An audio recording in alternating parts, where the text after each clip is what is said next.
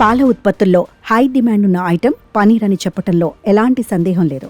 కేవలం వెజ్ మాత్రమే తినే వాళ్లకు పనీర్తో తయారైన ఐటమ్స్ బెస్ట్ ఆప్షన్స్ అవుతున్నాయి. వెజ్ బిర్యానీలో కూడా పనీర్ బిర్యానీకి మంచి డిమాండ్ ఉంది. స్వీట్లలో, కర్రీల్లో ఇలా చాలా ఐటమ్స్ తయారీలోనూ పనీర్ను విరివిగా వాడుతుంటారు. కొంతమందికి ప్రతిరోజు పనీర్ తినకపోతే తిండి తిన్నట్లు అనిపించదు. అలాంటి వారిని షాక్కి గురిచేసే విషయం ఒకటే వెలుగులోకి వచ్చింది. పనీర్లో హాని కలిగించే బ్యాక్టీరియా వెలుగు చూసింది. పనీర్ తయారీలో పెద్ద ఎత్తున కల్తీ జరుగుతున్నట్లు బయటపడింది.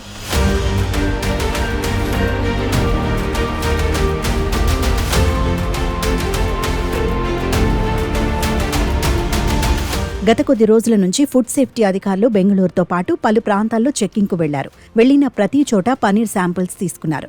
మొత్తం 231 పనీర్ శాంపిల్స్ ను తీసుకుని ల్యాబ్కు టెస్ట్ కోసం పంపారు. ఇందులో 17 శాంపిల్స్ కు సంబంధించిన రిపోర్ట్ బయటకు వచ్చింది.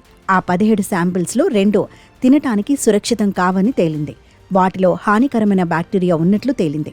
మిగిలిన శాంపిల్స్ కు సంబంధించిన రిపోర్టులు రావాల్సి ఉంది. కాగా గత జనవరి నెలలో హైదరాబాద్లోనూ పోలీసులు అల్వాల్ పరిధిలోని ఓ గోడౌన్పై దాడులు చేశారు.